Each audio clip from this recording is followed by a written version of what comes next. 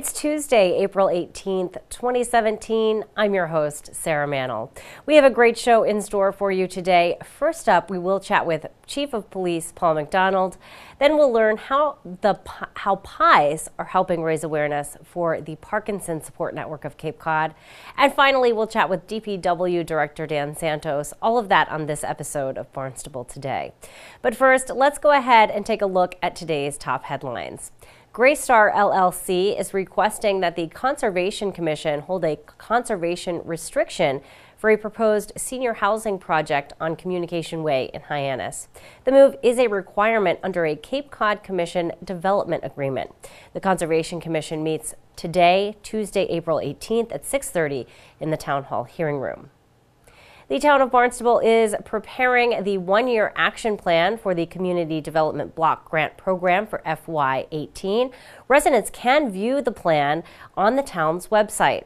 Residents can send their thoughts to Kathleen Gerard in the Growth Management Department through May 12th. If you have any questions, you can contact the Growth Management Department. Up next, we're going to chat with Chief of Police Paul McDonald.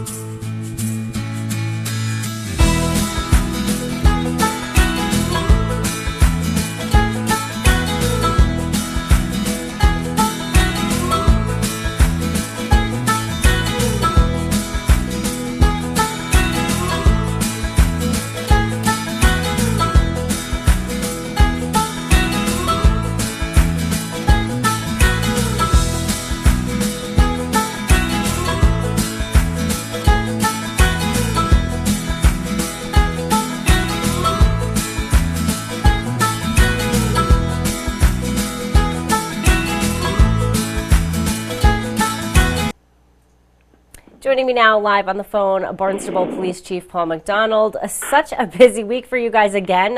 Some very important drug arrests last week. We had two substantial drug arrests. The first one was last Monday. Matthew Bachad of Woodridge Road, East Sandwich. He was arrested after a month-long investigation. The officers had surveillance on him where he was dealing in Sandwich and up in Sagamore, up in the commuter lot. They placed surveillance on him. They eventually made a motor vehicle stop on him up on Route 6. And during a motor vehicle stop, they had obtained over 100 LSD/acid tablets. Then with his cooperation, we did two consent search warrants, one on his grandma's house in Sagamore and one on his parents' house in Sandwich. From there, they recovered over a half a pound of mushrooms, hallucinogenic mushrooms, and over 800 additional tablets of LSD. And he was eventually charged with trafficking in the possession of Class B substance and a Class C substance. So it was a significant drug arrest. Wow, very, like you said, very important arrest there. Yes. And kudos to your officers and detectives for all the work that they do. I want to talk to you, too, about another incident last week. There was somewhat of a crime wave, if you want to call it that. Right. You had a very important arrest in that situation. Tell me a little bit about that case. Well, it happened yesterday morning. In the midnight shift, they responded to a motor vehicle accident on Route 28 by Harriman Road behind the Cape Cod Mall. There was a vehicle off the road that struck a telephone pole. Witnesses said that the operator of the vehicle got out and took off running. After about a 40-minute search, they found the individual. He was hiding underneath a truck on Quaker Road. They interviewed the individual. They determined that he was under the influence of alcohol, and they subsequently arrested him. A short time later, after checking on the vehicle, they found that the vehicle was stolen from the Home Depot parking lot. And while they're investigating that stolen motor vehicle, they found another truck that was off of Independence Park that was stolen. That was also stolen from one of the local hotels on Route 132. And while they're investigating that stolen motor vehicle, they discovered 3 vehicles that were broken into at the Home Depot parking lot. So he was eventually charged with OUI alcohol, 2 counts of larceny on a motor vehicle, and 3 counts of being a motor vehicle.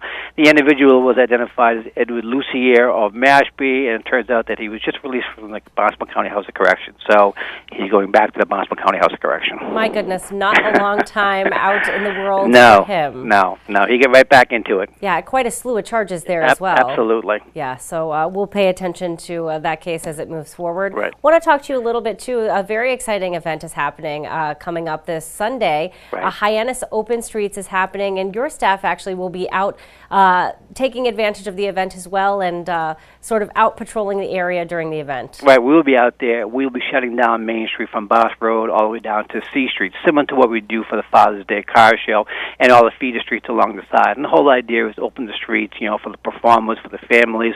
I hope it's a beautiful weather like we had this past Sunday. We did 2 in the fall, and they're both very, very successful. And now we're going to do 2 in the spring. We're going to do one this Sunday, and we're going to do an additional one, I believe, in the first part of May. And something I think the town and the Greater Hyannis Civic Association, they want to do 4 times a year. It's a great event for the family. It's a family-friendly event, and we're looking forward to everybody coming down there. It's a great time for everybody. Well, love getting the community out together and enjoying everybody, seeing each other sometimes for the first time in the spring, and of course appreciate all of the service you provide for that event. We appreciate it. Yeah, you're very welcome. All right, thanks so much, Chief. We'll talk to you again next week. Okay, good talking to you. Have a good one. Bye-bye. Bye-bye. Our guest today, Chief of Police Paul McDonald. Now we're going to find out more about the Parkinson Support Network of Cape Cod with founder Joyce Genuvis and organizer Rose DiGregorio.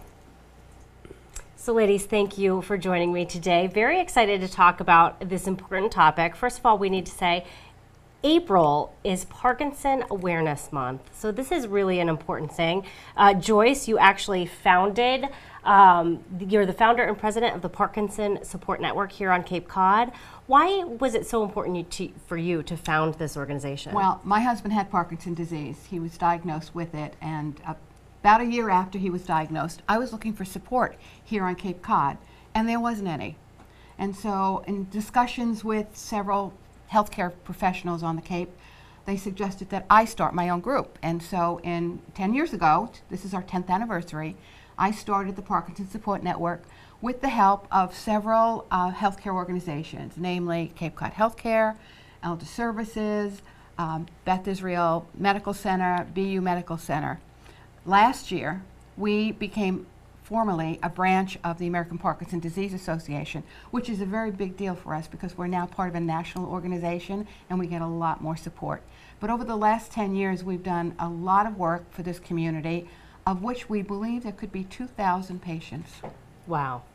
That's so impressive. Talk to me about some of the things that your organization does really to help people that are dealing with this. So our focus is to improve quality of life for our community, and through that we sponsor educational seminars so they can come to our educational seminars, hear from experts on Parkinson's disease, many of whom we bring down from Boston. We also have started an initiative to do wellness programs here on Cape Cod. We have partnered with the YMCA, who are doing a Pedaling for Parkinson program twice a week. We've partnered with the Cape Cod Conservatory to do a Sing for Joy program. And starting yesterday, actually, at the Hyannis Community Center, we started a yoga for Parkinson patients in collaboration with Yoga Neighborhood. We also do a caregiver seminar.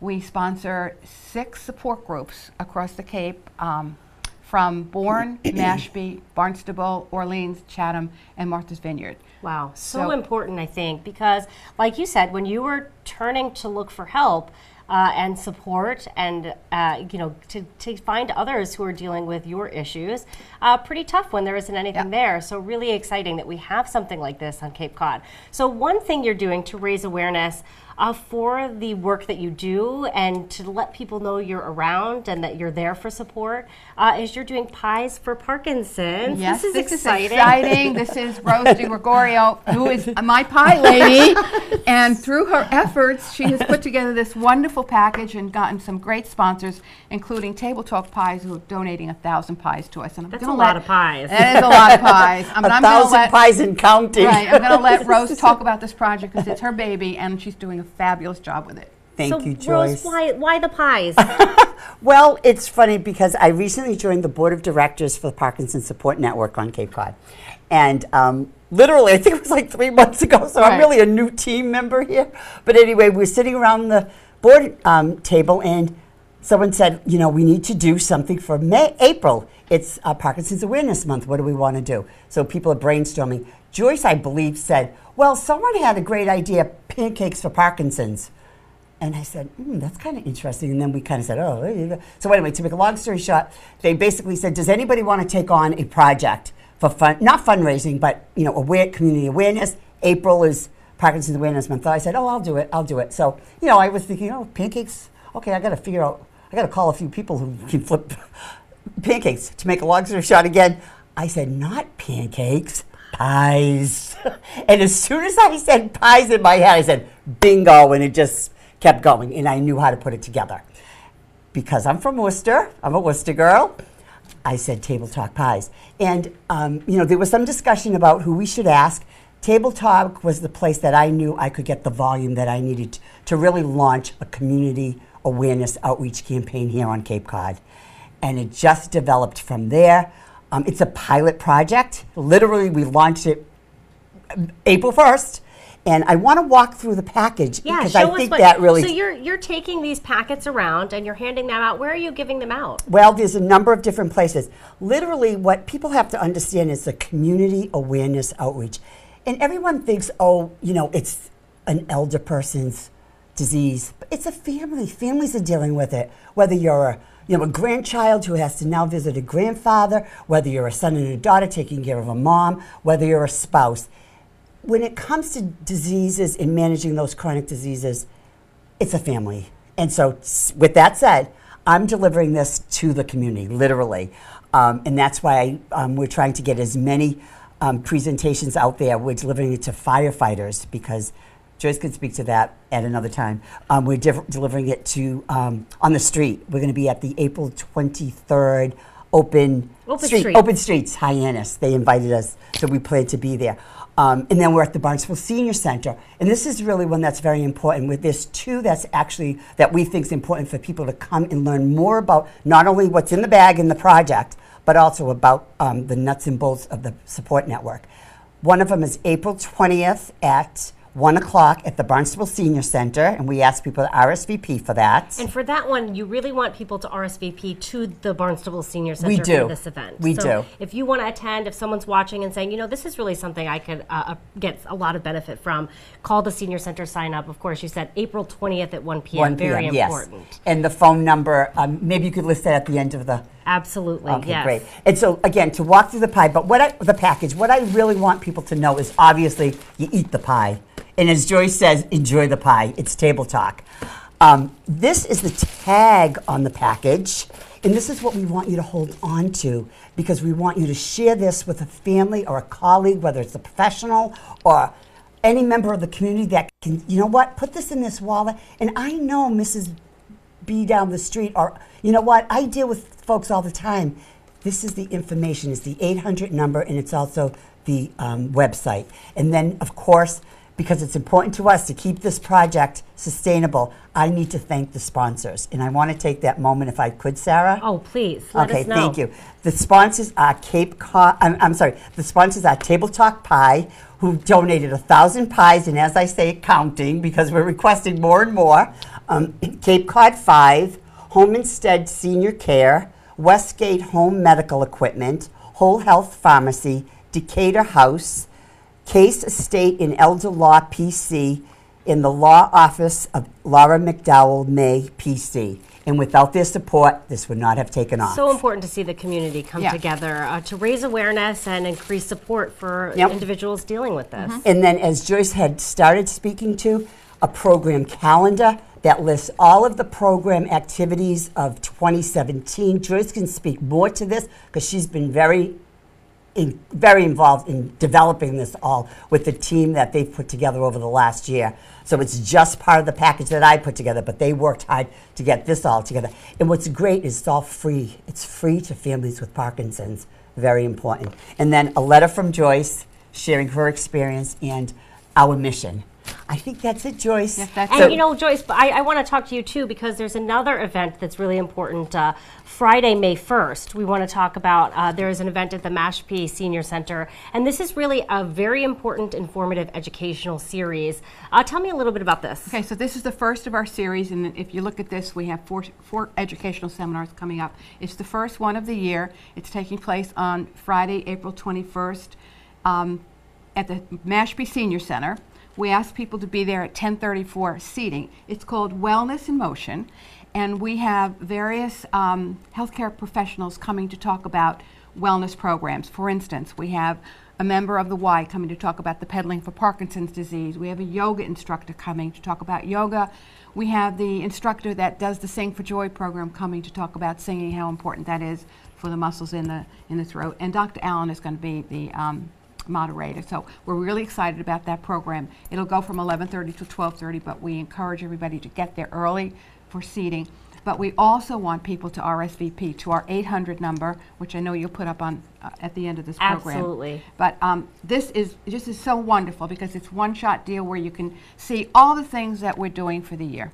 Love it. I love it. I love you guys working so hard to make it a better place here on Cape Cod. We really appreciate it. Thank you so much for telling me all about the Parkinson's Support Network of Cape Cod. We really appreciate it. Thank and you. good luck spreading the word. Thank you for having us, I have Sarah. a feeling you'll have a really easy time when you're handing out pies. I think so. Thanks again. Thanks so much. Our guest today, Rose Di Gregorio, and of course, Joyce Genuvis. Now we're going to learn more about efforts to control rabies in wildlife here on Cape Cod with Animal Control Officer Charlie Lewis. So Charlie, thank you so much for joining me today. I want to talk about a lot of things. First of all, let's talk a little bit about the Cape Cod Oral Rabies Vaccination Project. Who runs this program? It's a combination of several, a lot of volunteers from Senior AmeriCorps, private individuals. USDA is the funding source for that now. They send down a year-round program where they not only do the oral bait program, but they do follow-up work, and they capture wildlife, they anesthetize it, they draw blood and do some other tests to see if the vaccine is actually working that we do put out. So it's a combination of several. Commonwealth of Mass with Public Health, the Cape Cod Rabies Task Force, which is, again, all volunteers, but mainly made up of animal control officers, natural resource officers, and the County Health Department through Barnstable County Health. And basically what they do is they take out rabies baiting packets. They're these little things, and they want wildlife to eat these, right? Because Correct. It's sort of a way to get them the rabies vaccine in a natural way. This is the little sacket, and this is the bait block. They use the bait blocks in stations, which I don't know if you'd be able to see, but it's a tube, plastic tube, and they put them in there. The others, we hand bait certain parts of town. And so the animals are just, the wildlife is just sort of drawn to these. Has this been a really successful program that has decreased rabies in wildlife on Cape Cod? What it has done is enable us to say that we've been rabies free. We cannot say totally that rabies is not here. We would never be able to know. But the animals that we pick up either through surveillance, through contact with another animal, and we're able to capture that wildlife, or even human contact, we test them, and there've been no positive cases now for 3 years. Wow, that's a success then. Yeah. You know, what happens if, let's say, I'm taking my dog for a walk in maybe a wooded area where we come across one of these packets. My dog maybe picks it up, starts chewing on it, I take it out of his mouth. Should this be a concern? Is it harmful to pets? The most that'll happen in 99% of the cases is nothing. The other little percent, there might be an upset stomach where the dog will regurgitate. And we always encourage everyone to keep their dog on a leash when we do put the baits out. They actually will disappear within a week. So if just that time frame, if we can keep everyone with a leash in the wildlife management areas especially, and we can keep them close to us so that they're not darting in underneath that bush. When we actually place the baits, we try to put them in places that dogs won't be readily able to get them. As far as ourselves, if a dog picks them up and they break through the packet and you take it out of their mouth, hopefully you'd have some kind of glove or barrier on. If not, you should really go and wash your hands right away. They say 15 minutes under good soapy hot water. which is a standard medical for any type of wound anyway. But they also encourage everyone to call to report these incidences. If there's a human contact with the bait, we call public health in Boston. If it is a dog contact, we call Brian at USDA. But it really isn't harmful to humans or animals, nothing that would really make them ill or cause major problems. In most cases, that's correct. With the Okay. dog especially, but with the human, if we have a compromised immune system, it could have a negative effect. I've not heard of anyone that's had an issue, but I may not have heard everyone. And of course, as you said, so many of the volunteers are really not putting them in places that humans or animals should typically come in contact with, but just in the event, good to know that the procedure and who to contact. It's very important, too, to make sure our pets have their rabies vaccines. And actually coming up this month, very exciting, there is a low-cost rabies clinic right here in Hyannis at the animal. Where is that being held, actually? Barnstable Animal Hospital? Barnstable Animal Hospital at 157 Airport Road, and it's going to be on Sunday, April 23rd, from 10 a.m. to 1. And we're encouraging everyone, of course, to have their dog on a leash, and cats be in a carrier. This seems like a perfect time, too, Charlie, because this is the right time. Everyone needs that rabies certificate to go ahead and get their dog license renewed. So this is a really great time for individuals because it's now time to go ahead and get that dog license renewal. So go ahead, get that low-cost rabies vaccine. It's only $10, and then make sure to get your dog tag renewed. Why is it so important that all animals should be registered here in the town of Barnstable?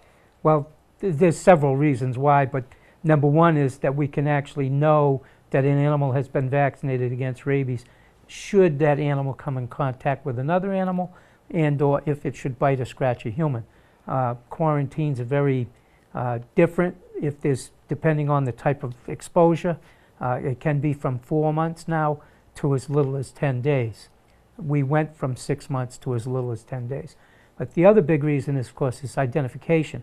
I had a dog that was turned in a couple of days ago. It did not have any identification on it whatsoever. I immediately went into the dog license database. I was able to come up with a house near where this particular dog was found with the same type of breed. I call that individual. They had their dog, but they happened to know a neighbor that had a dog that was similar. And I went to that house, and sure enough, we had a winner. So it saved not only the dog from being hit by a car, it also saved the person that owns the dog the expense of a kennel and impound and all the things that go along with that. So yeah, which can be very costly and very nerve-wracking for a family to lose a family pet. So you want to make sure you have the proper identification so that your pet can be returned very quickly. Thank you, Charlie, for coming in and telling us all about this. We really appreciate the update and look forward to chatting with you again in the near future. All righty. Thank you. My guest today, of course, Animal Control Officer Charlie Lewis. Now let's find out what's happening around town in today's community calendar. Well, kids can enjoy lots of great activities at the Centerville Public Library this week. One event will have kids making Harry Potter potions. That happens Thursday from 10 a.m. to 11 a.m. That event is for children in grades 2 through 5. You can call the Centerville Library to sign up, and of course, you can check out the full list of offerings on the library's website. The Barnstable Animal Hospital is offering low-cost rabies vaccinations for pets this Sunday, April 23rd from 10 a.m. to 1 p.m. All dogs must be on a leash. Cats must be in carriers. Rabies vaccinations cost $10. They do take cash only. Here's a look at this week's board, committee, and commission meeting schedule.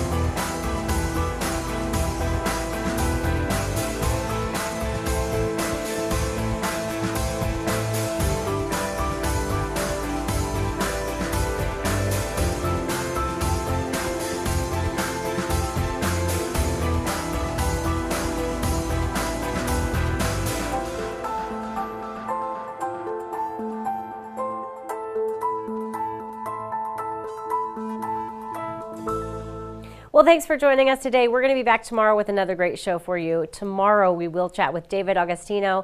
He's the Executive Director of the Cape and Islands Workforce Development Board.